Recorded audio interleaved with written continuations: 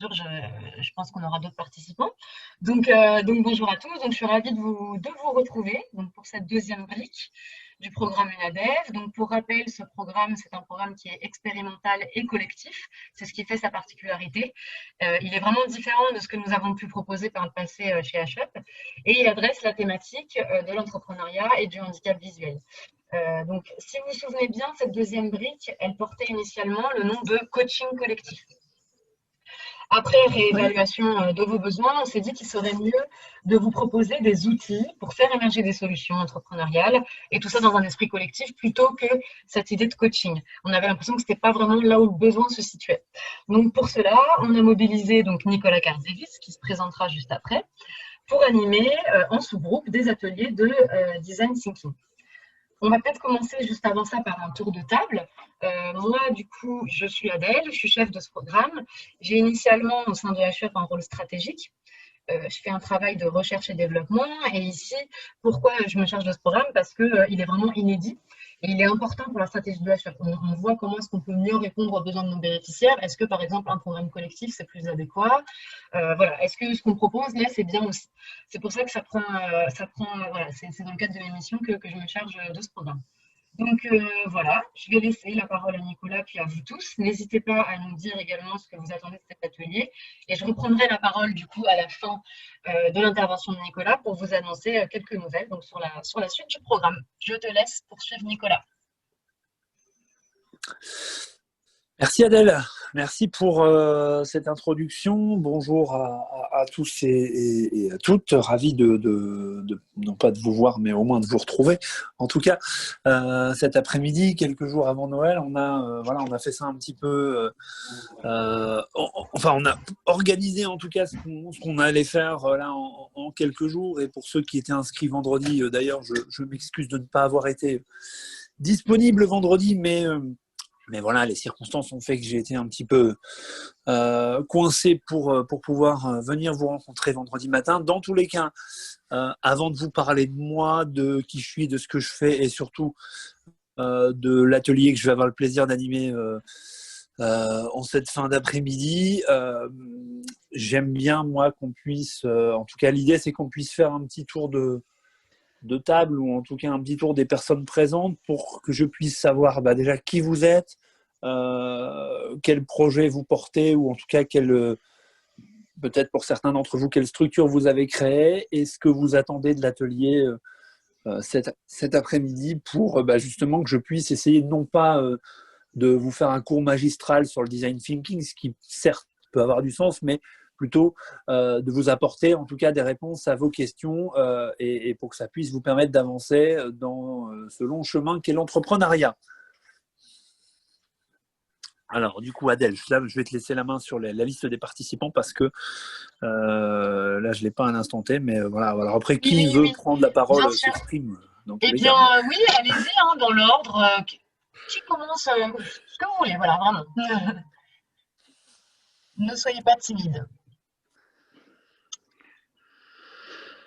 Bon, je commence du coup, parce que voilà, il faut bien qu'il y en ait qui se lancent. Donc moi c'est Jean-Michel, on se connaît Nicolas, je suis de Nancy, je suis master bien-être en entreprise et je fais du massage dos sur le week-end, le vendredi, samedi, dimanche et lundi. Voilà. Et le reste c'est l'entreprise, essentiellement. Ok.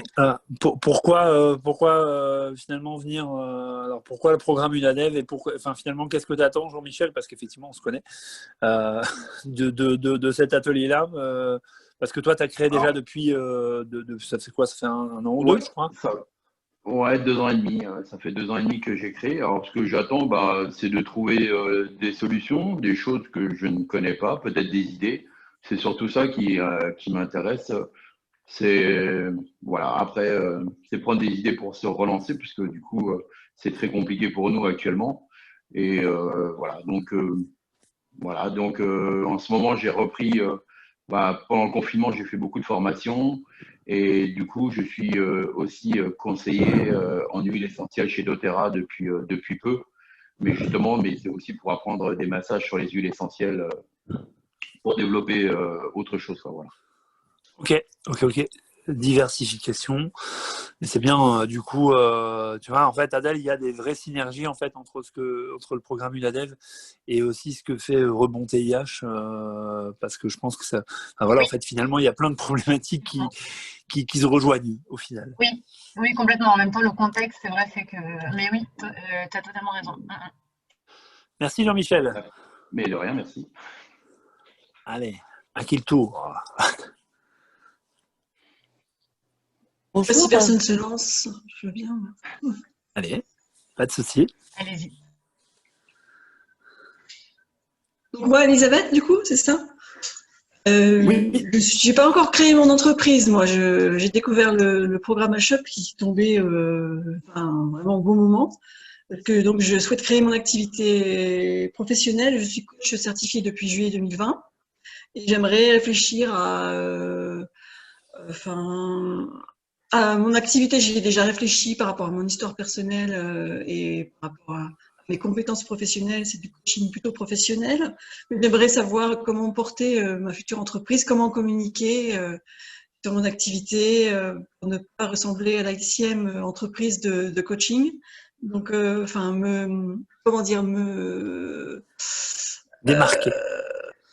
Voilà, me démarquer, pardon, je trouvais pas le mot. Ouais, c'est ça, exactement. Ok, super. Bah non, mais c'est parfait.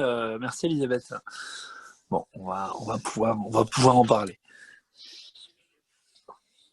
Alors, je retourne dans la liste des participants. Oui, alors, Myriam, Nassira, Daniela, comme vous voulez. Moi, je veux bien aller. Allez. Donc, je m'appelle Nassira. Je suis malvoyante de naissance. Et donc, je suis administratrice d'HUP puisque je suis secrétaire générale adjointe d'HUP. Et puis, comme activité, en fait, j'ai créé mon activité en 2012. J'ai commencé par faire de la sensibilisation au handicap visuel. Puis après, je suis passée formatrice en accompagnant des différentes entreprises à l'accueil et la formation et l'accompagnement des personnes en situation de handicap. Et maintenant, je développe une activité de coach puisque j'ai été en fait certifiée en 2014. Donc, en fait, j'essaye actuellement de vraiment revenir sur, travailler beaucoup sur le coaching, l'accompagnement. Et donc, en fait, trouver un moyen d'associer toutes mes méthodes d'accompagnement de coach, en tant que coach, mais sur en fait l'application, l'accompagnement des entreprises qui ont en leur sein des personnes, des salariés déficients visuels. Et aussi, donc je continue sur la sensibilisation, mais là plutôt dans les écoles élémentaires, le collège et les lycées. Voilà. Ok, merci Sarah. Alors, il nous reste donc Myriam et Daniela. Je peux commencer, enfin, je peux poursuivre du moins. Oui, allez-y. Allez-y. Alors, donc moi, c'est Myriam. Je suis actuellement prof de chant et donc j'ai créé mon auto-entreprise début 2016. Et comment dire, pour l'instant, comment expliquer? C'est tellement long. J'ai du coup, pendant le premier confinement, créé une autre activité avec mes compétences transversales, mais je l'ai complètement laissé tomber parce que c'était quand même compliqué d'en gérer deux à la fois, sachant que je suis toute seule et que c'est très compliqué. Et moi, le gros problème que je rencontre actuellement, et même depuis le début, en fait, c'est que je fais un métier où tout est, enfin, le métier en lui-même n'est pas visuel, mais je veux dire, je dois me développer de façon très visuelle. C'est-à-dire que, voilà, pour l'annonce des événements, il faut faire des affiches, des vidéos. Voilà, en ne me voyant pas, je ne peux pas me filmer toute seule, ni retoucher les vidéos. Et voilà. Et l'autre problème aussi que je rencontre, c'est-à-dire l'influence. C'est-à-dire que quand je publie quelque chose sur ma page, mes amis le partagent quand ils le voient, mais c'est parce qu'ils me connaissent. Et en fait, j'aimerais pouvoir attirer un peu plus l'attention et je sais pas exactement comment faire. Donc, enfin, je veux dire, jusque-là, je pensais que je savais parce que j'essayais d'imaginer un petit peu ce qui se passait dans la tête des gens. J'essayais d'imaginer un petit peu leurs rêves en termes de voix, de chant et tout. J'y arrive plus. Alors, est-ce que c'est moi? Est-ce que c'est la période qui fait que? Et donc, du coup, je ne sais pas. Alors, j'aimerais bien, si possible, obtenir une réponse Alors, là-dessus. je n'aurai pas toutes les réponses à vos questions, Mariam, mais il y a plein de choses que j'aurais pu, moi, dire. En tout cas, même encore maintenant, parfois, parce que effectivement, en fait, voilà, le fait de pouvoir se filmer tout seul quand on ne voit pas, bah oui, c'est un petit peu compliqué. On est d'accord. Donc, il y a plein de choses effectivement que je partage là-dedans. Alors, il y a quelques éléments de réponse que je vais essayer de vous apporter. Mais en fait, encore une fois, Adèle, on s'oriente très communication encore aujourd'hui, mais Ouais. ça a du sens. Oui, Hein. oui, c'est Ça quelque a chose qui vraiment du revient, sens. mais C'est le c'est plus bien parce gros qu'on peut problème, voir en le fait. besoin. Hein. C'est vraiment le plus gros problème pour nous, la communication. Et tout devient de plus en plus visuel. Instagram, je suis incapable de l'utiliser et c'est ce qui marche le mieux. Enfin, voilà. Oui, Non, mais je vais vous donner quelques leviers et puis on parlera de Ok. tout ça après. Et Merci, donc, Marianne. oui, merci beaucoup, Myriam. Il nous reste du coup Daniela et un nouvel arrivant, Théo. Oui. Donc, bienvenue, Théo. Bonjour. Est-ce que vous m'entendez? Oui, on vous entend très bien, Daniela. Ah, Parfait, voilà. Daniela. Merci. Bon, excusez-moi pour l'autre jour, en tout cas. Voilà, donc moi, je suis en fait kinésithérapeute. En fait, j'étais, on va dire, en salariat jusqu'ici à 80% avec une petite activité en auto-entrepreneur comme enseignante et formatrice en éducation somatique. En fait, l'éducation somatique, c'est des techniques de gymnastique douce dans la prévention, en fait, hein, de la prévention à la santé. Et là, depuis quelque temps, je vais être, entre guillemets, licenciée de mon poste de salarié. Et je souhaite du coup développer davantage cette activité. Et du coup, pour développer cette activité, j'ai répondu à un appel à projet dans la promotion au sport santé, en fait. Ce qui m'a permis d'écrire un projet et pour l'instant, je suis en attente de la réponse en fait hein, par rapport à cet appel à projet. Le dossier a été accepté, voilà. Et donc l'idée en fait pour moi, c'est de développer cette activité indépendante et de travailler en fait avec une personne qui va m'aider dans mes déplacements puisque je suis en zone de ruralité en fait. Et donc l'idée, c'est que je vais me déplacer vers les habitants, en fait, des différentes communes à proximité de mon habitation, pour promouvoir cette activité de sport santé. Voilà, donc j'ai quand même tout à faire au niveau communication, mais le gros avantage que j'ai, c'est que mon assistance que j'aimerais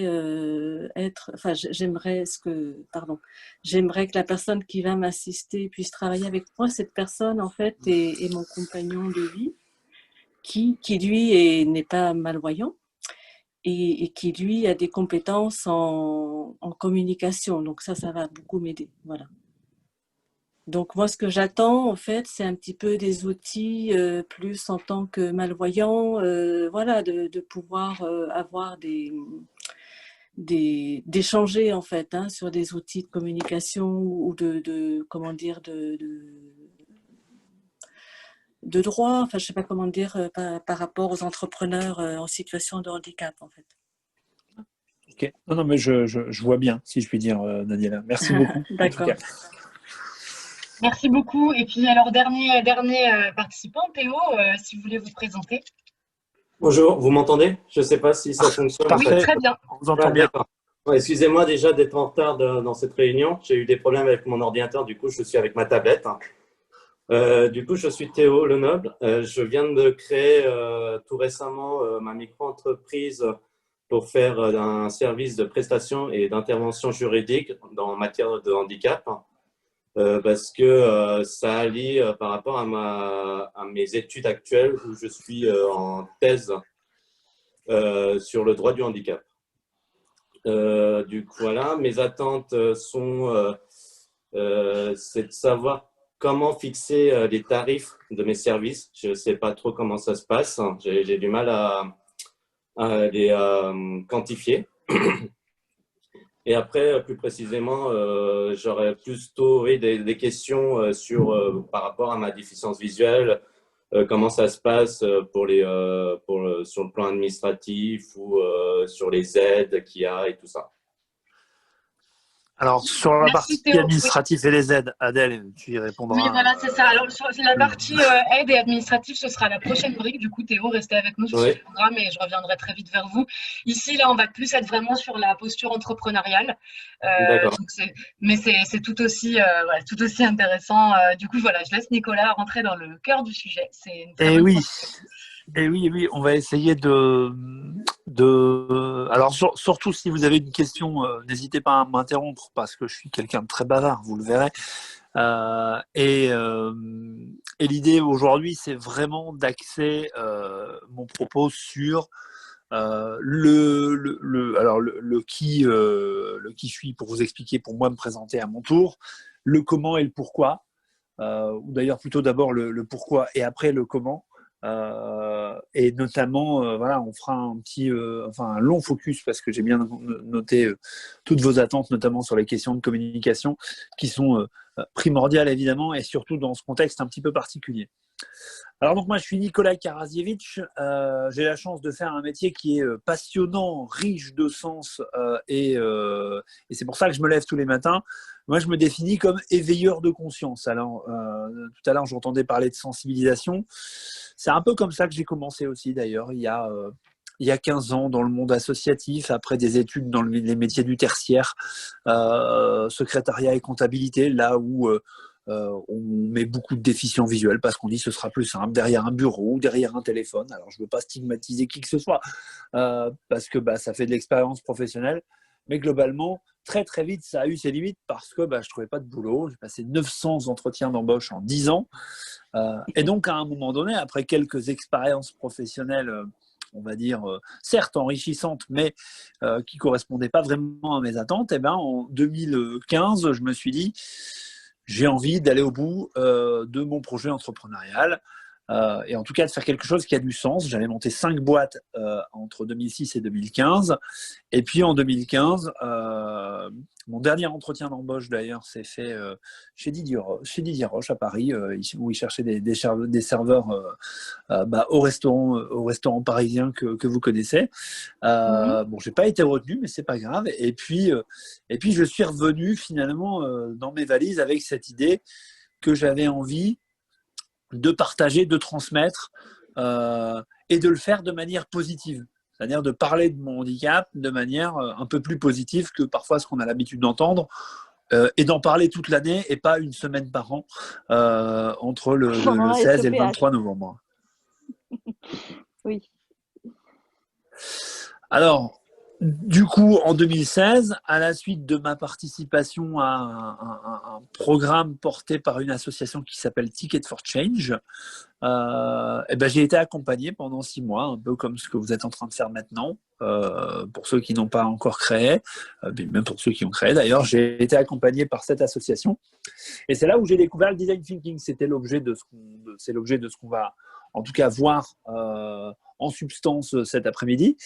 Et concrètement, qu'est-ce que je fais ? En fait, initialement, quand j'ai créé ma boîte, je faisais de la sensibilisation. Donc, je faisais essentiellement des actions, ou en tout cas des activités de sensibilisation dans le noir. Donc, j'organisais des repas dans le noir dans les entreprises, des comités de direction dans le noir. On faisait du handisport, du massage et de la relaxation avec un certain nombre de partenaires. C'est d'ailleurs comme ça qu'on a commencé à échanger ensemble, Jean-Michel. J'ai travaillé sur plein de sujets. Deuxième activité, j'étais consultant, et je le suis toujours d'ailleurs, en stratégie diversité pour accompagner mes clients. Une fois qu'on a mangé dans le noir, c'est bien gentil, mais s'il ne se passe rien après, ça peut, entre guillemets, avoir ses limites. Et donc, du coup, l'idée, c'était d'envisager, en tout cas avec mes clients, la marche d'après. Et puis, dans un troisième temps, j'avais créé ce que moi j'appelais une communauté pour innover, où finalement, je créais des panels de personnes en situation de handicap, notamment visuel, pour aller tester des produits, des services et des solutions numériques pour savoir si elles étaient accessibles ou pas. On a notamment travaillé sur des projets de terminaux de paiement électronique tactile. Donc, tous les appareils à carte bleue tactile que vous avez peut-être déjà croisés chez vos chauffeurs de taxi ou ailleurs, on a essayé de les rendre accessibles. Et le projet est d'ailleurs toujours en cours. Mais bon, ça prendra encore un petit peu de temps, je pense. Alors, pour passer de demandeur d'emploi à salarié, à chef d'entreprise et maintenant à éveilleur de conscience, finalement, j'entends que vous avez soit déjà créé depuis quelques années, soit depuis quelques mois, soit pas encore créé, ou en tout cas c'est le tout début. Et au-delà de vos compétences, de vos talents, de votre expérience, ce qui est à mon sens fondamental, c'est pas tant l'envie d'entreprendre que vous avez ou l'idée que vous avez dans votre activité, c'est ce que veulent vos clients qui est le plus important. Le design thinking aujourd'hui, c'est une technique, ou en tout cas une méthodologie qui existe depuis les années 70 aux États-Unis. En tout cas, c'est de là que ça vient, et ça a peut-être d'ailleurs existé quelques années avant. Et l'idée, c'est vraiment de centrer votre réflexion sur le besoin de votre client. C'est-à-dire que pour ceux qui sont passés pour créer leur boîte par des acteurs comme la boutique de gestion BGE, typiquement, moi c'est ce que j'ai fait il y a quelques années, à l'époque, c'est en train de changer, et heureusement, on avait une vision très finalement décalée presque de la réalité, où on faisait à l'époque ce qu'on appelait une étude de marché. Voilà, qui sont nos clients, qui sont nos concurrents, nos fournisseurs, nos partenaires. Et de là, après, on montait un business plan. On avait, on essayait en tout cas de faire quelque chose qui a du sens. Moi, je reste convaincu, et en 4 ans, c'est vraiment comme ça que j'ai continué de fonctionner, que ce qui va faire bouger mon activité, c'est pas moi, ou en tout cas, c'est pas que moi, mais ça doit venir d'abord de mon client. Donc, alors d'abord, avant d'être un client, d'ailleurs, on va parler soit de bénéficiaire, et je reprends, excuse-moi Jean-Michel, je reprends encore ton exemple, parce que finalement, quand on travaille notamment dans le massage et la relaxation, le bénéficiaire, ce ne sera pas celui qui va payer. Le bénéficiaire, c'est celui à qui vous allez prodiguer le massage ou la séance de relaxation. Celui qui va vous payer, c'est le client à la fin. Donc, c'est l'entreprise qui aura le collaborateur qui s'est fait masser. Et les besoins ne sont pas les mêmes. C'est-à-dire que le salarié qui vient en séance, lui, que la séance ait été payée, combien de temps ça dure, etc. Enfin, lui, globalement, en fait, ce n'est pas son problème. Et donc, dans votre réflexion, il faut avoir ça en tête. C'est-à-dire, qui sont mes bénéficiaires et qui sont mes clients. Ça peut parfois être le même. Je pense notamment à toutes celles et ceux qui font du coaching, parce que généralement, la personne qui est coachée, c'est celle qui paye à la fin, sauf si on travaille avec une entreprise qui va acheter des séances pour l'ensemble de ses salariés. Et donc, fondamentalement, en fait, ce qui est important pour faire avancer, évoluer son activité, c'est d'aller à la rencontre de ces gens-là. Sarah, bienvenue. Merci Adèle pour ce petit message. Et ça, à mon sens, c'est très très important parce que sinon, petit à petit, vous allez peut-être sortir du radar de vos premiers clients, ou vous n'allez travailler qu'une seule fois avec eux parce que finalement, vous avez une idée derrière la tête, mais ce ne sera peut-être pas celle de votre client. Donc, le design thinking, au final, si on devait le résumer en une phrase, c'est partir du besoin de votre client, du besoin de vos bénéficiaires, pour avoir une approche un peu vertueuse, donc un peu circulaire, c'est-à-dire vous partez de votre bénéficiaire ou de votre client, vous proposez un produit, un service, une solution numérique, que sais-je, et à la fin, vous retournez le voir en disant « Est-ce que cette solution-là te convient ?» Si oui, on continue. Et sinon, on met en place un processus itératif, donc on fait de l'itération, c'est-à-dire qu'on va en fait se dire « ça ne fonctionne pas » ou « ça ne fonctionne pas complètement, donc je vais essayer de changer ça ». Et avant même de parler communication, parce que j'ai bien senti que c'était un vrai sujet pour vous, je pense que la première étape, pour ceux qui sont en création, ou pour ceux qui ne le sont pas, et ça va peut-être répondre à ta question Théo de tout à l'heure, c'est aujourd'hui, plutôt que de lancer son filet en disant allez, ça, moi j'estime que ça me coûte autant. Demande, par exemple, je prends ton exemple Théo, demande à tes clients combien ils seraient prêts à payer pour une prestation. Et ça, aujourd'hui, toi, tu vas le mettre en perspective avec le temps de travail que ça va te prendre, et tu vas pouvoir rééquilibrer, du coup, le montant de la prestation. C'est-à-dire que si tu factures à ton client une prestation en disant, voilà, ça vaut, pour moi, ça vaut 1000, alors que ton client, il était prêt à mettre 5000, et que finalement, quand tu fais le rapport à la fin de la prestation en disant, voilà, j'ai passé beaucoup plus de temps que prévu, en fait, globalement, tu seras perdant. À l'inverse, si tu surestimes la prestation en question, c'est-à-dire ton client est prêt à 2000, est prêt à payer 2000, et toi, tu vas le facturer 4000, ce sera compliqué d'aller chercher des clients. Donc, moi, je conseille, peu importe le stade d'avancement de votre boîte, de régulièrement d'aller faire 2, 3, 5 interviews avec vos clients, vos bénéficiaires, en tout cas tous les gens qui gravitent autour de votre activité, pour dire est-ce que finalement je suis toujours aligné avec votre besoin, et est-ce que vous êtes toujours prêt à soit travailler avec moi, retravailler avec moi, me recommander auprès de vos partenaires. Et je peux vous assurer que la meilleure communication que vous pouvez avoir, c'est vous, certes, et j'y reviendrai après, mais c'est aussi et surtout vos clients.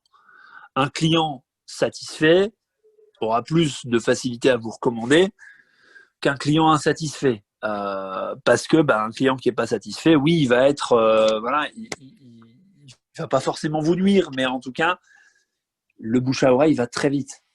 Et donc, il vaut mieux, à mon sens en tout cas, privilégier une expérience et une relation de qualité. Et c'est pour ça que finalement, il faut au maximum que votre proposition de valeur, elle soit en phase avec les attentes de vos clients et de vos bénéficiaires.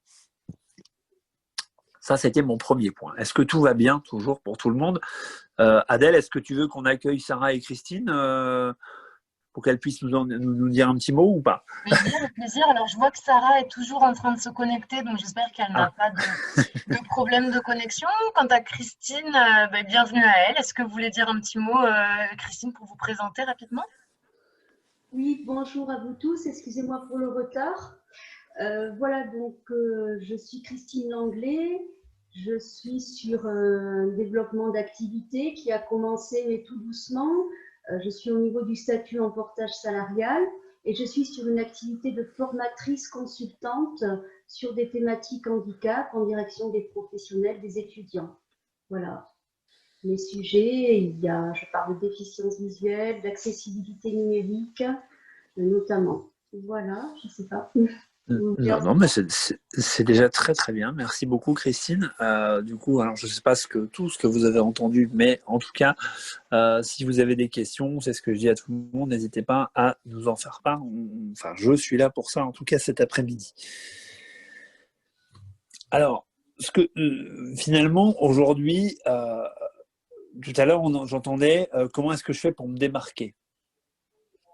Alors, le premier point dont je vous ai parlé là juste avant, il est essentiel. C'est-à-dire, parce que des consultants, des coachs aujourd'hui, des acteurs de la sensibilisation, etc., finalement, on en est tous arrivés presque au même constat en disant c'est soit la perception qu'a la société du handicap qui doit changer, enfin, voilà, c'est en tout cas la perception qu'ont les gens du handicap dans la société qui doit changer, soit le monde de l'entreprise.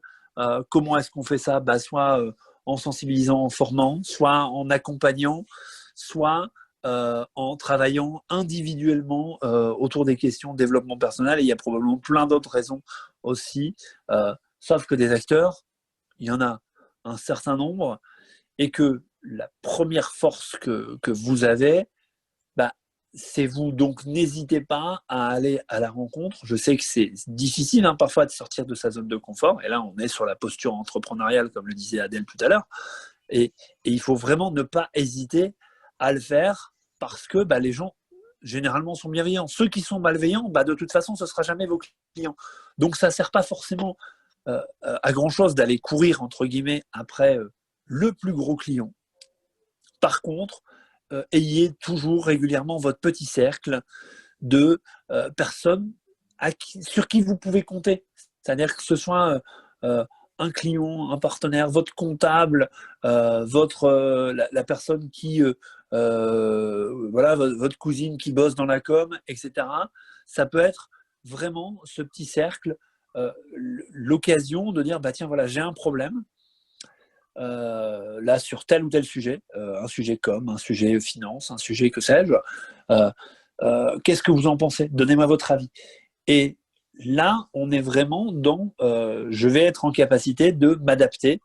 Moi, je le dis toujours à mes clients, le plus important, c'est pas de s'adapter à une situation qui change, c'est d'être en capacité de s'adapter au changement en tant que tel. C'est-à-dire comment est-ce qu'aujourd'hui, dans cette période particulière, et tout à l'heure, je l'ai entendu, le confinement a fait que j'ai imaginé une nouvelle activité. Sauf que finalement, je suis pas allé. En tout cas, j'ai pas continué ça parce que c'est trop compliqué, etc. Parce que finalement, vous n'étiez pas en phase avec ça. Parce que y a plein d'éléments extérieurs qui font que. Et donc ça, il faut les avoir en tête aussi. Le design thinking, c'est ni plus ni moins aujourd'hui. Moi, tout ce que je vous dis là depuis tout à l'heure, finalement, c'est focus client et bénéficiaire. Maintenant, si vous n'êtes pas aligné avec ce que vous faites, en disant, j'ai vu qu'il y avait un créneau sur, je vais le dire comme ça, sur l'intelligence artificielle pour les déficients visuels. C'est un vrai sujet. Je ne dis pas que ce n'est pas un... Donc, vous avez vu qu'il y avait un créneau là-dessus. Sauf que si vous n'êtes pas à la fois, au-delà de la compétence, si vous n'êtes pas à l'aise avec le sujet, ça se verra tout de suite. Donc, ce que vous devez vendre en tant que tel, avant même de parler de la prestation, c'est-à-dire de votre produit, de votre service, etc., c'est vous. En fait, c'est une fois qu'on a mis le pied dans la porte, moi, chez un client, quand je rentre chez un client, et c'est pas prétentieux de le dire comme ça, quand je rentre chez un client, 8 fois sur 10, je ressors avec un contrat. Le plus dur, c'est pas de rentrer, le plus dur, c'est pas de faire signer le contrat, c'est d'être en capacité de se démarquer. Et donc, si vos clients vous voient en disant, tiens, aujourd'hui, j'ai vu la valeur ajoutée que ça pouvait représenter pour mon entreprise. À ce moment-là, oui, effectivement, ils seront en capacité de vous solliciter et, si ça se passe bien en fonction de la prestation, de vous recommander. Si à l'inverse, et je le sais parce que c'est d'expérience que je vous dis ça, vous survendez entre guillemets ce que vous faites en disant je suis une boîte d'événementiel et je suis en capacité de vous organiser un événement de 200 personnes tout seul. et je peux vous assurer que je l'ai fait, et ben finalement, on voit très très vite les limites et ça peut être relativement contre-productif. Donc, au-delà de l'opportunité de tout ce que je vous dis là, sachez aussi poser vos limites en disant voilà, ça moi je ne peux pas le faire. Et puis n'hésitez pas à dire non. C'est pas parce qu'on vient vous solliciter pour une prestation qui est à peu près dans le champ de ce que vous faites. C'est-à-dire, je vais donner un exemple. Voilà, aujourd'hui, voilà, on vient vous solliciter pour une prestation de telle ou telle pratique en massage de relaxation à laquelle vous n'êtes pas formé, j'en sais rien. Et ben, c'est pas, enfin voilà, à moins que vous ayez la capacité de vous former en 15 jours ou en 3 semaines, bah, si vous n'arrivez pas à le faire, bah, ça peut très très vite avoir ses limites. Et moi, je sais que, encore une fois, d'expérience, il y a des choses sur lesquelles je me suis un petit peu cassé les dents, si vous me permettez l'expression, parce que j'ai couru un peu après le chiffre d'affaires et puis finalement, ça n'a pas fonctionné. Donc, n'hésitez pas à dire non si vous sentez que ça ne va pas le faire. Et personne ne vous en voudra. Il vaut mieux que vous disiez non au départ plutôt que de dire oui et puis de se planter. Parce que, encore une fois, le volet design thinking dont je vous parle cet après-midi, il va un peu dans les deux sens. C'est-à-dire que ça veut dire que si on vient vous solliciter pour une prestation qui est à côté de ce que vous proposez, ça veut dire que vous n'avez pas envoyé le bon message. En disant, oui, voilà, il bosse sur le handicap, ça devrait passer, quoi. Enfin, le handicap, il connaît. Et à l'inverse, quand vous sollicitez un client en lui disant je vais vous parler spécifiquement de tel ou tel sujet, je vais venir vous sensibiliser ou vous former au handicap. Si vous n'avez pas été suffisamment précis, on va vous dire non mais le handicap, vous savez, on connaît, hein, ça va faire 10 ans qu'on a un accord AGFIP, on a un référent handicap, on a fait plein de choses. Donc il faut ne pas hésiter à être le plus exhaustif possible. Et pour être le plus exhaustif possible, il faut aller discuter avec les gens, interroger, questionner son réseau proche. Et c'est pour ça que je parle de cercle. Vous avez un premier cercle qui est finalement votre comité de direction à vous, la cousine dans la com, un client, un partenaire, quelqu'un de chez H-Up s'ils veulent bien, etc. Et puis vous posez des questions à ces gens-là. Et puis si vous avez une question un peu plus large, vous pouvez élargir le cercle en fonction d'eux.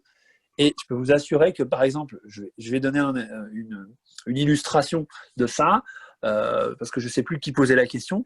Moi, j'ai fait faire un logo pour ma boîte à l'époque où ma startup s'appelait Tiresias. Et on avait 2 projets de logo. Alors évidemment, imaginez la tête du chargé de com quand il a dû m'expliquer le logo qu'il avait dessiné pour ma boîte. Il n'avait pas l'habitude. Donc, ce qu'on a fait, alors on a travaillé avec plein de techniques de com sur les valeurs, sur la couleur orange, par exemple, ça reflète tel trait de ta personnalité, etc. Alors, je ne sais pas si c'est vrai ou pas, mais en tout cas, ça m'a permis de visualiser les choses.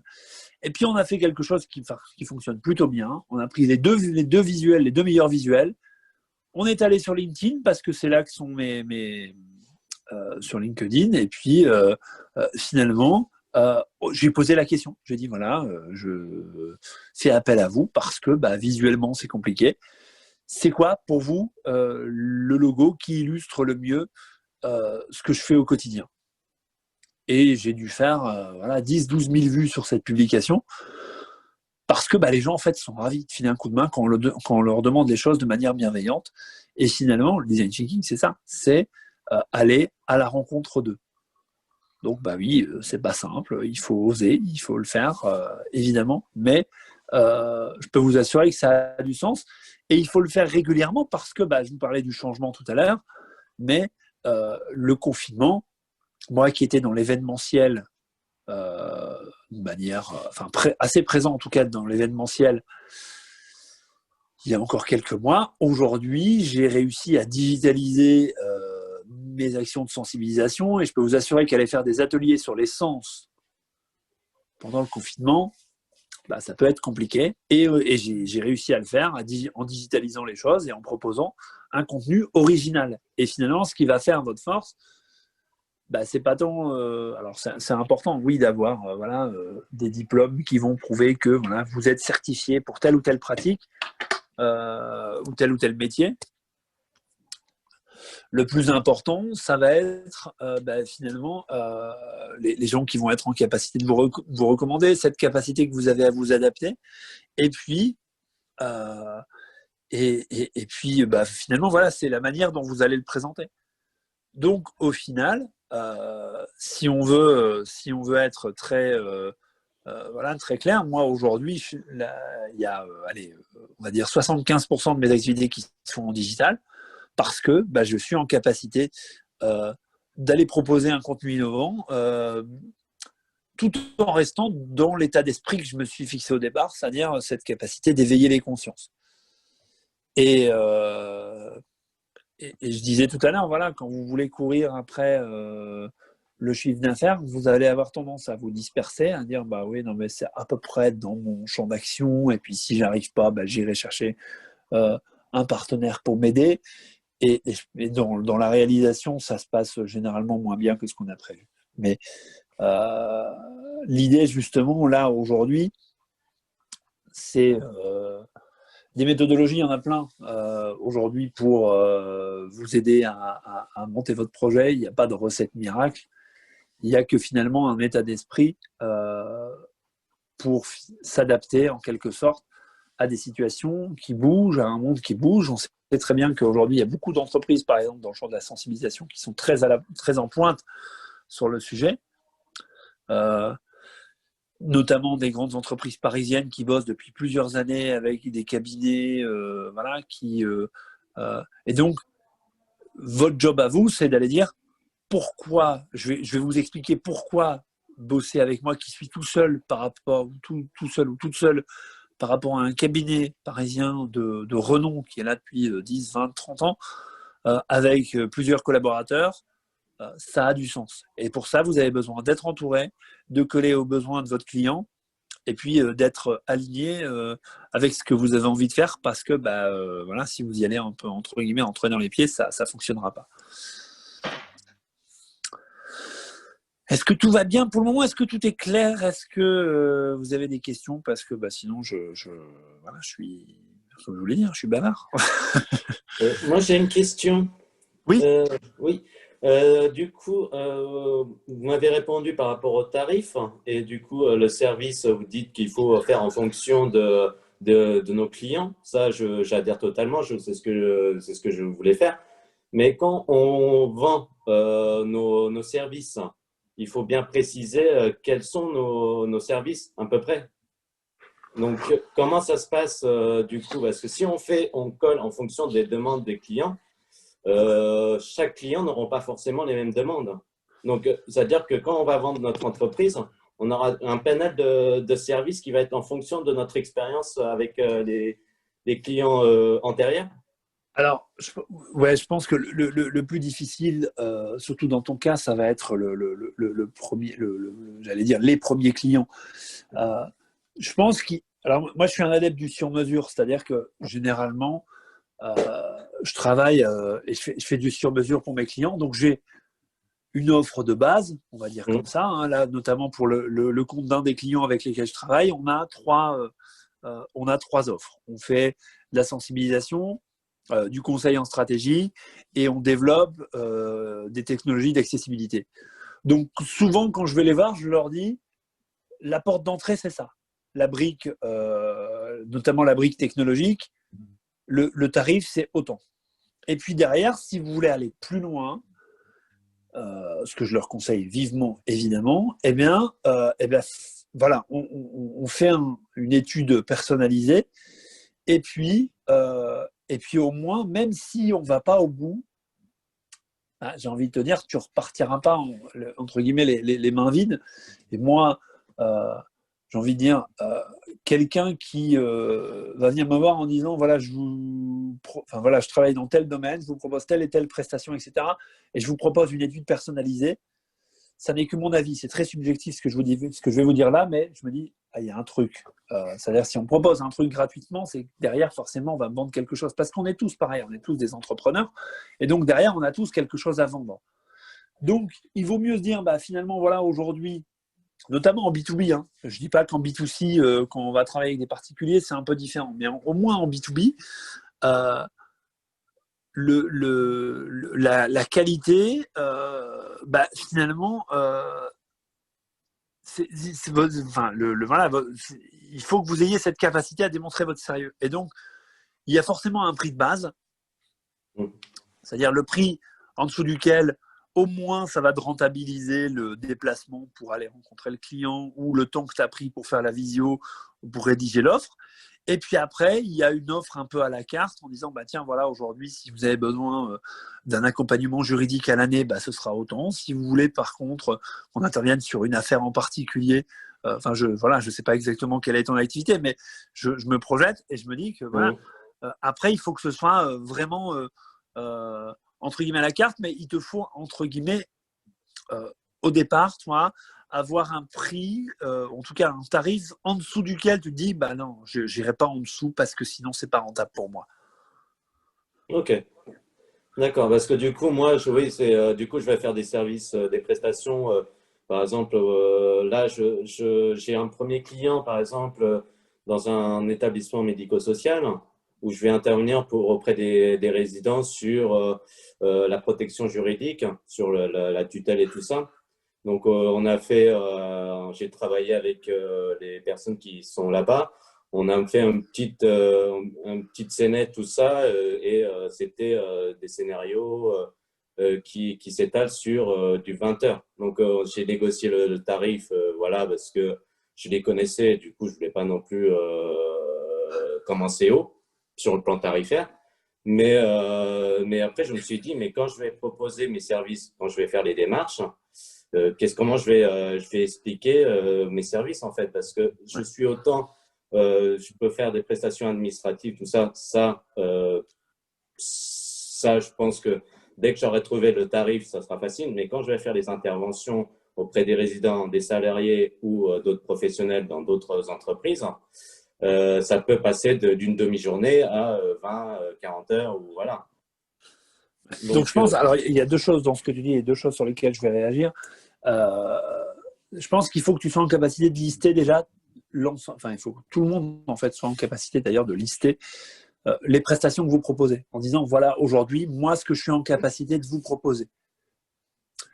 Le conseil que je donnais tout à l'heure d'aller dire tiens, voilà, pour cette prestation-là, aujourd'hui, pour par exemple 1 heure de conseil juridique, combien vous seriez prêt à payer? Et par contre, à l'inverse, combien vous seriez prêt à payer pour une prestation plus importante qui va me mobiliser, moi, pendant 40, 50 heures, etc. Ça c'est vraiment important de savoir ce que vous êtes en capacité de proposer, parce que le droit du handicap, c'est tellement vaste, la sensibilisation, c'est vaste. Donc, il faut être en capacité de se dire qu'est-ce que je propose aujourd'hui, moi, concrètement, à mes clients. Et puis la deuxième chose par rapport à ce que tu disais à l'instant, c'est je les connaissais, je leur ai fait un prix. Alors il y a deux choses là-dedans, c'est quand on démarre une activité, on a tendance à se dire oui, allez, je vais leur faire un prix, voire presque même leur faire une presta gratuite, et puis ils me feront de la pub, ça me donnera de la visibilité. Ça, et encore une fois, c'est l'expérience qui va parler. Je l'ai fait. Celui à qui vous faites le plus de visibilité, c'est celui qui finalement vous a sollicité gratuitement, et c'est lui qui va sortir gagnant du deal, à moins que vous ayez cadré les choses bien en amont en disant voilà, le plan de com, c'est ça.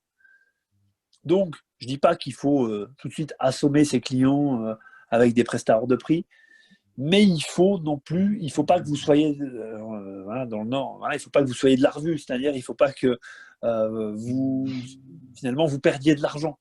Ah non, je perds pas de l'argent, donc ça va, mais c'est ça qui est compliqué quand on commence en fait, c'est fixer, dire, parce que généralement les clients ils nous demandent vous faites combien vos services, donc là on sait pas trop. Si on dit trop haut, ils vont dire non. Si on dit trop bas, il va dire chouette. Alors, c'est cool, c'est pas cher quoi. un autre conseil, ne jamais, tu vois, sur un premier entretien, aujourd'hui, sur un premier entretien, ne jamais donner de tarif parce que tu peux pas à la fois présenter ton business, écouter le besoin de ton client et en 5 minutes dire « Ah bah oui, hop, c'est bon ». Alors, en tout cas, au départ, le faire comme ça. Donc, la réponse pour, je ne vais pas dire botter en touche, mais se laisser un peu de réflexion, c'est écoutez, j'ai bien compris votre besoin. Par contre, il me faut un petit peu de temps pour faire mes calculs et je vous envoie une étude personnalisée là dans les prochains jours. Et au moins, ça te permet de reprendre tous les éléments, de te poser et de dire bah tiens, voilà, ça me prend autant d'heures, etc. Et notamment dans le conseil ou dans le coaching, par exemple, moi je sais que voilà, aujourd'hui, voilà, une séance ça coûte autant, 2 séances, voilà, 5, 10 séances ça coûte. Et je le vois bien. Et finalement, tout le monde fonctionne comme ça parce que au moins au départ, moi je sais très bien que j'avais un forfait, par exemple, un forfait repas dans le noir initialement qui était à 5 ou 600 en entreprise. Les derniers temps, j'étais plus à 1004, 1005 qu'autre chose parce que j'ai bien compris que finalement, en fait, il y a des gens qui font ça très bien dans le monde associatif et notamment dans le droit, probablement aussi, mais dans d'autres domaines et dans la sensibilisation probablement aussi. Il y a des acteurs associatifs, il y a même des particuliers parfois qui font les choses gratuitement, qui viennent en entreprise gratuitement parce que ces structures-là, elles se font financer indirectement par notamment des fonds publics ou que sais-je. Et donc, il faut que vous soyez en capacité de dire si vous mettez le prix, en tout cas si je vous facture quelque chose, c'est parce qu'il y a quelque chose en plus. C'est moi. Alors, moi, je le fais comme ça maintenant. Finalement, aujourd'hui, une action de sensibilisation que moi j'anime, elle a plus de valeur et de valeur ajoutée que si c'était quelqu'un d'autre qui la vendait. Et à partir du moment où vous avez cet état d'esprit-là, en vous disant, finalement, c'est moi que je vends avant ma presta, vous allez voir que ça va considérablement changer votre manière d'aller à la rencontre de vos clients parce que si le client accroche avec vous, s'il est convaincu que vous êtes animé, voire que vous incarnez en tout cas votre projet, que ce soit 1000 ou 10 000, il vous l'achètera. Bon, alors peut-être pas tout de suite au premier rendez-vous, mais si vous l'avez touché d'une manière ou d'une autre, il sera prêt à mettre le prix dans tous les cas. Mais le conseil que je te donnais tout à l'heure, c'est effectivement ne jamais, à mon sens en tout cas, sauf si vous êtes sur un produit bien précis que vous avez déjà en tête, une séance ça coûte autant parce que vous l'avez déjà mis. Ok, ça a du sens. Mais quand on est sur des prestats vraiment sur mesure, vous leur donnez une fourchette, vous leur dites voilà, aujourd'hui on a un minimum forfaitaire de autant, mais au vu de ce que vous m'avez dit, les choses vont probablement un petit peu bouger.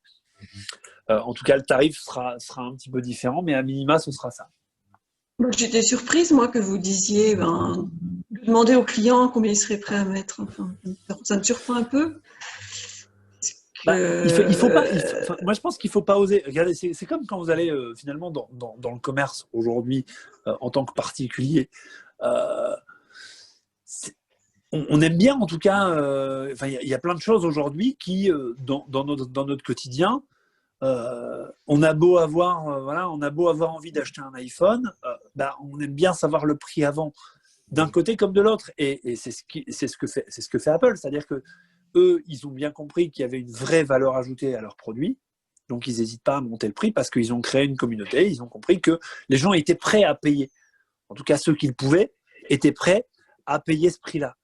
Et je pense qu'il ne faut pas hésiter à demander de manière bienveillante en disant aujourd'hui, moi, pour construire ma grille tarifaire, ou en tout cas pour essayer de coller au mieux à vos attentes, vous seriez prêt à payer combien pour ce que je fais? Après, si c'est bien en dessous du marché, les tarifs qu'on comptait appliquer, c'est compliqué. Alors, du coup, c'est exactement pour ça qu'il vaut mieux poser la question avant, en fait. Ouais. Parce que si vous facturez, c'est ce que je disais tout à l'heure, si vous proposez un devis à 5 000 et que le client était prêt à payer 2 000, il y a deux choses. C'est un, vous n'aurez jamais de client, ou sur un malentendu peut-être. Et deux, ça veut dire que du coup, soit vous avez surévalué ce que vous proposez, et c'est difficile parfois de se remettre en question et de se dire bah non, finalement moi mon temps il est là, ou que ça a mal été présenté au client et qu'il n'a pas compris la valeur ajoutée, et donc c'est là où après il faut travailler le discours et la com. Bon, alors je suis pas là pour vous bousculer, mais j'essaye en tout cas de vous donner des éléments très concrets, parce que moi qui ai travaillé avec des grands groupes, je peux vous assurer que pour aller négocier des contrats cadres ou des choses comme ça, où on se dit, bah ouais, finalement, allez hop, ça, on va le passer à 150 ou 200 000, bah, parfois on tombe de haut après. Et donc du coup, c'est pour ça que finalement, moi aujourd'hui, j'essaye vraiment même si ça doit prendre 3 mois pour aller comprendre le besoin de mon client, à la fin, j'essaye de lui proposer quelque chose sur lequel on est d'accord tous les deux. Parce que sinon, ça déséquilibre la relation et ça ne fonctionne pas. Et dans la communication, c'est un peu la même chose. C'est-à-dire que, je vais vous donner un exemple qui va, je pense, vous parler à tous. Vous allez sur les réseaux sociaux et vous avez une entreprise qui communique avec un visuel ou avec un GIF et pas de texte. Rien du tout. Alors, comme on est certains probablement à utiliser de la synthèse vocale là aujourd'hui, qu'est-ce qui va se passer? Vous allez passer à côté du message et vous allez dire, bah non, cette boîte, globalement, elle s'en fout des aveugles, ou elle n'a jamais rencontré de déficient visuel, et donc du coup, j'achèterai pas chez elle. De la même manière, si vous allez sur le site de la SNCF, je prends cet exemple-là, mais il y en a probablement plein d'autres en France, vous allez au bout du process, vous commandez votre billet, machin, etc. Vous arrivez à la fin, vous ne pouvez pas le payer parce que le formulaire de paiement n'est pas accessible. Bah, on est tous d'accord pour dire que c'est hyper frustrant et qu'il y a du coup un déséquilibre vis-à-vis de la relation entre le client et le prestataire. Et donc, c'est ça qu'il faut éviter, à la fois d'un point de vue business et d'un point de vue communication. C'est-à-dire que si vous n'êtes pas très visuel, et je vais rentrer dans le vif du sujet de la communication, si vous n'êtes pas très visuel, c'est pas grave, vous pouvez faire plein d'autres choses.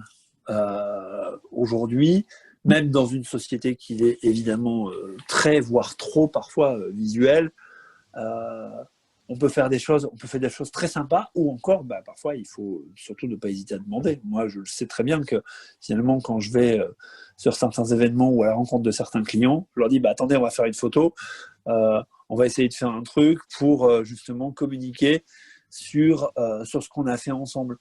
Une petite vidéo, un petit article, ça mange pas de pain.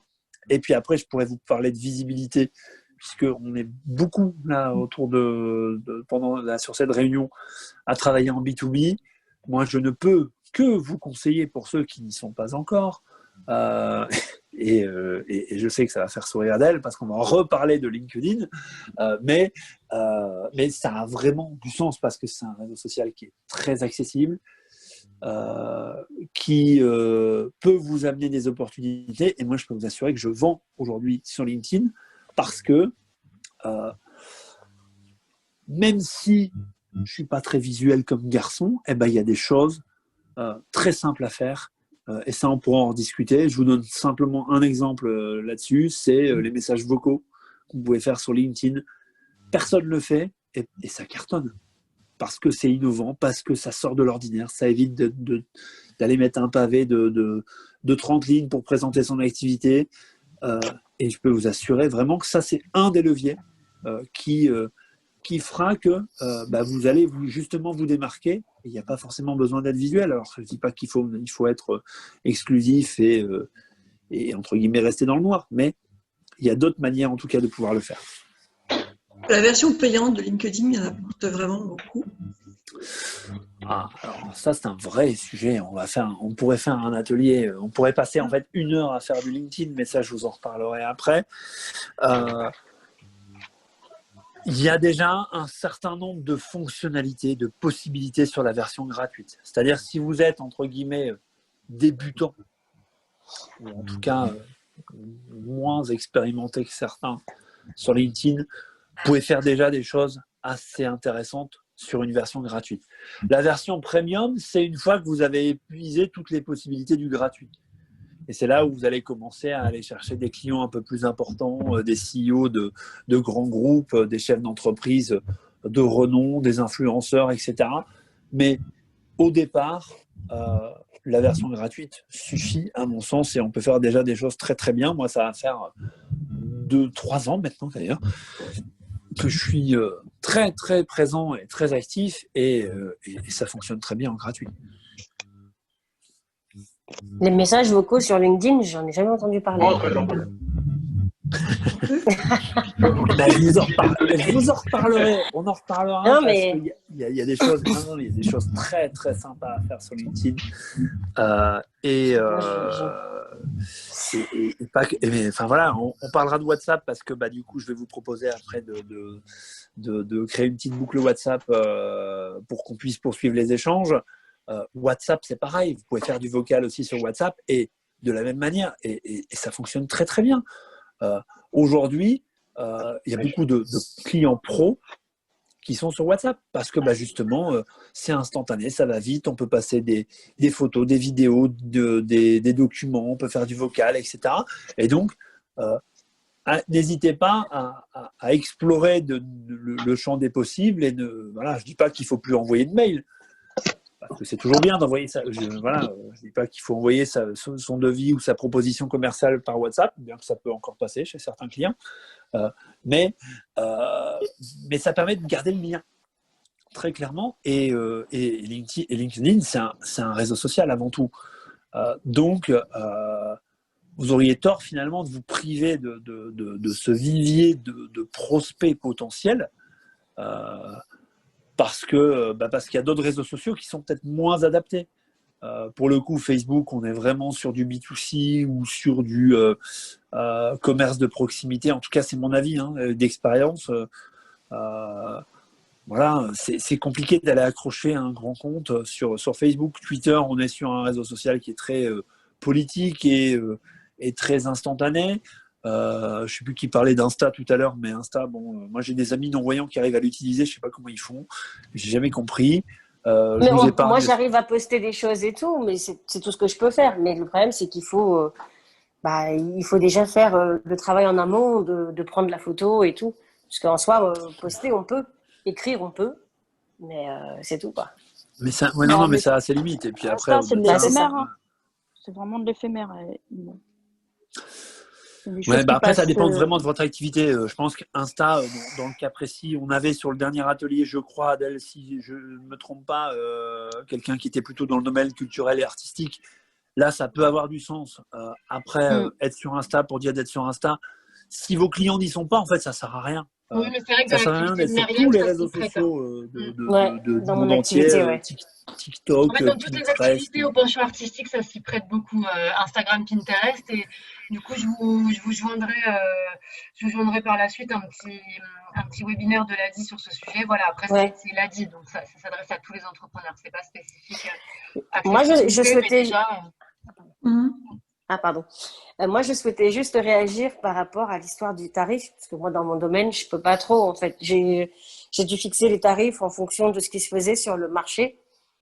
Mais quand même, j'ai envie de partager cette expérience pour ceux qui, ça dépend de l'activité que vous créez, mais en fait, au départ, moi, j'avais fixé mes tarifs en fonction de, en me disant, je commence quand même, je vais pas tout mettre à 50 balles tout de suite.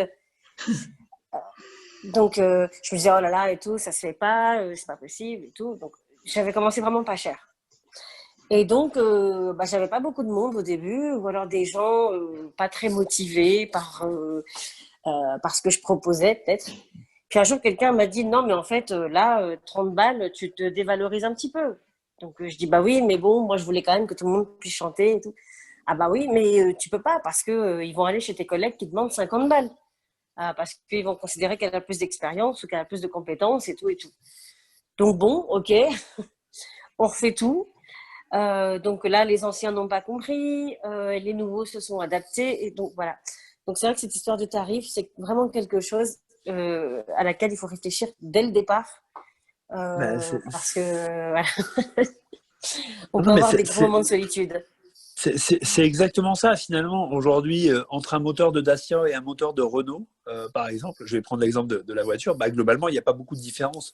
Parce que, voilà, vous voyez, si vous mettez dans le secteur de l'automobile, par exemple, il y a des grandes marques BMW, Mercedes, Audi qui ont fait leur renom parce que justement c'était du haut de gamme. Donc ça ne veut pas dire qu'il faut que tout le monde soit haut de gamme. On peut avoir du milieu de gamme et du bas de gamme, et c'est bien parce que comme ça permet à tout le monde de pouvoir profiter de telle ou telle offre. Après, il faut que vous vous sentiez à l'aise avec ça.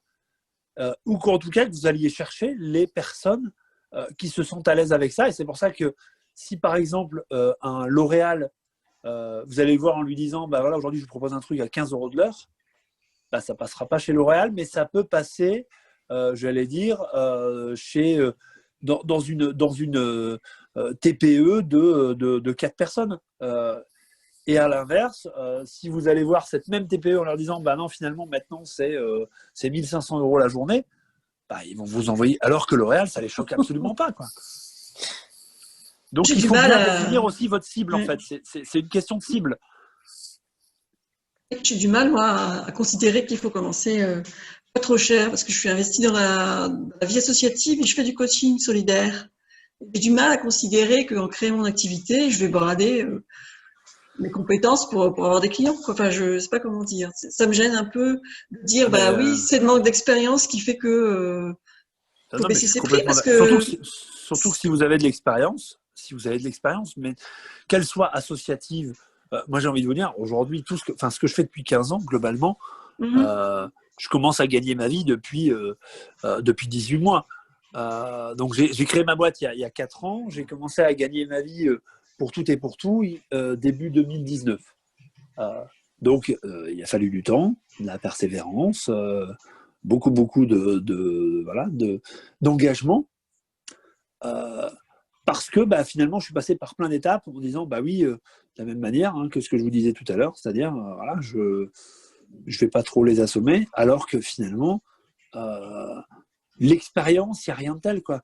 Je veux dire, aujourd'hui, même si vous faites une intervention, j'allais dire, gratuitement dans une entreprise ou dans une association depuis quelques années, si vous avez un engagement associatif dans tel...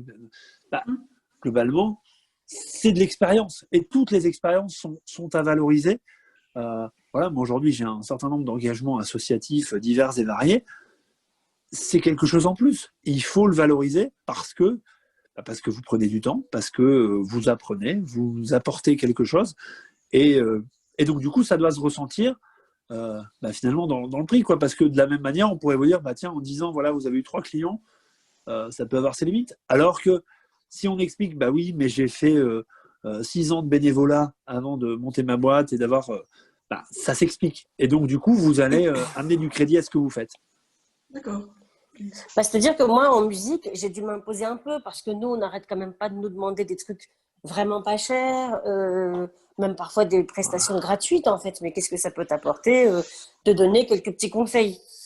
Donc, moi, dans l'absolu, ça me dérange pas pour des associations qui ont vraiment pas les moyens ou même pour mes amis qui m'ont apporté d'autres choses dans ma vie. Dans l'absolu, ça me dérange pas. Mais c'est vrai que, encore hier, j'ai reçu un message du genre, je serais intéressée par une séance gratuite, alors que je n'en proposais même pas. Je n'en proposais pas. Il y a 2 choses dans ce que vous dites. Alors déjà, le monde de la culture est un petit peu... depuis quelques années, pas depuis le premier confinement, mais déjà bien avant, je pense, il était un petit peu en difficulté parce que finalement, il y a des vrais soucis de financement. Et je le sais parce que j'ai travaillé dans un incubateur de start-up autour des questions culturelles à Lens, dans le bassin minier, pour ceux qui connaissent, ou en tout cas au moins pour les amateurs de foot, c'est comme ça qu'on connaît, c'est comme ça qu'on connaît la ville, ou parce que maintenant on a un musée aussi du côté du Louvre-Lens. Et la deuxième chose, c'est que finalement, comment dire, j'avais une idée, mais elle m'a échappé. Au-delà de ça, la question des associations, oui c'est ça, la question des associations qui n'ont pas beaucoup les moyens, n'hésitez pas à leur proposer, ou en tout cas regarder avec quel partenaire vous pouvez monter un dossier de financement. C'est-à-dire qu'aujourd'hui, notamment dans le public ou en allant chercher un mécène privé, alors pour ça, voilà, je ne dis pas qu'il faut que vous fassiez ça toute seule, mais rien n'est impossible. Moi, il y a des gens avec lesquels j'ai travaillé qui avaient zéro budget. Et puis, voilà, je leur ai donné les clés pour monter un dossier de financement. Ils ont, eux, monté le dossier en interne. Et puis, on a décroché le financement qui m'a permis de faire la presta que j'avais prévu de faire. Donc, vous ne mettez pas de barrière en disant « Ouais, mais voilà, l'association du coin, elle n'a pas beaucoup les moyens. » Les moyens, ça va se chercher parce que, de la même manière, vous, dans votre activité, vous êtes tout seul, vous n'avez pas forcément plus les moyens qu'eux. Donc, il y a plein de choses qu'on peut faire gratuitement. Il y a plein de choses qu'on peut aller chercher aussi, et notamment par le biais de partenaires. Et puis, les barrières, ça se contourne. Mais vous le savez bien, je présume aussi, si on sort du cadre, en tout cas, entrepreneurial. Et c'est, en tout cas, moi, c'est la philosophie que j'essaye de mettre en place, même si ce n'est pas simple tous les jours. C'est la question, excusez-moi, que je voulais demander par rapport aux collectivités locales, parce que en ce qui me concerne, je vais devoir aller demander un petit peu aux collectivités locales de voir la possibilité s'ils peuvent subventionner des projets en sport santé pour des personnes. Et donc, je me posais cette question, justement, parce que c'est un peu compliqué d'aller demander… Le secteur public, mais n'oubliez pas qu'on est en France, hein, donc le secteur public est très compliqué. Ça ne veut pas dire que c'est impossible, ça veut juste dire que c'est un peu plus compliqué que dans le privé. Sport santé, moi, spécifiquement sur ce sujet, je vous inviterai à aller voir du côté des complémentaires santé. C'est-à-dire des mutuelles, des compagnies d'assurance, la Massif, la Maïf, etc., qui, eux, ont des budgets dédiés pour de la prévention. Et ça peut peut-être avoir plus de sens. Et si besoin, d'ailleurs, j'ai un contact que je pourrais vous filer sur le sujet.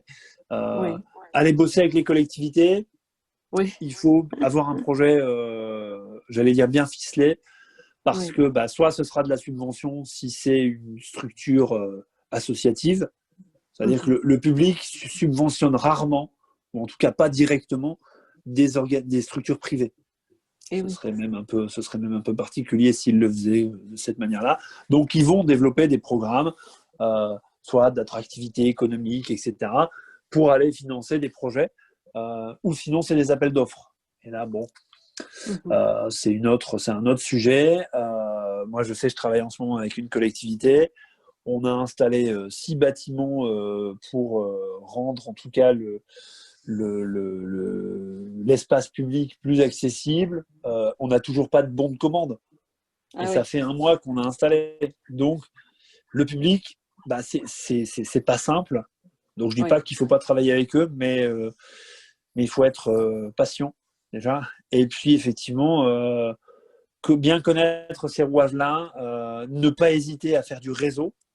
Aller rencontrer les élus. Vous voyez, alors là, on a moins d'événements de networking. On aurait bien aimé se retrouver jeudi dernier au Carreau du Temple à Paris. Mais bon, puis j'ai même pas vu la cérémonie, en plus en digital. Mais au-delà de ça, le réseau est hyper important. C'est-à-dire que n'hésitez pas à aller même à avoir une carte de visite avec vous. Sur Vistaprint, alors je ne suis pas un fan de Vistaprint, mais au moins ça coûte pas cher. Mais ayez votre carte de visite. Sur un malentendu, encore une fois, ça peut marcher. Mais vous rencontrez l'adjoint au handicap, vous rencontrez le maire de telle ou telle commune, vous rencontrez le DRH de telle boîte sur un événement, hop, vous lui glissez votre carte, vous prenez la sienne, surtout parce que on ne sait jamais, comme ça, s'il vous a oublié ou s'il a donné à sa secrétaire qui malencontreusement l'a perdu dans la corbeille, bah, au moins vous aurez la sienne et vous pourrez le recontacter. S'il n'a pas de carte ou s'il a dit ah ben non, j'en ai plus sur moi, hop, vous lui dites ben voilà, vous sortez votre téléphone, vous notez son mail, vous notez un truc, mais de l'audace. Et c'est pas que moi qui le dis, parce qu'encore une fois, que ce soit en présentiel ou en digital, toutes les opportunités sont bonnes à prendre, parce que la force de LinkedIn notamment, c'est que quand vous publiez, plus votre réseau est large, plus vous avez de l'impact. Oui. Et même des gens qui ne veulent pas vous voir, vous avez tendance parfois, comme je le fais régulièrement, à hacker un peu le fil d'actualité des uns et des autres, en disant mais encore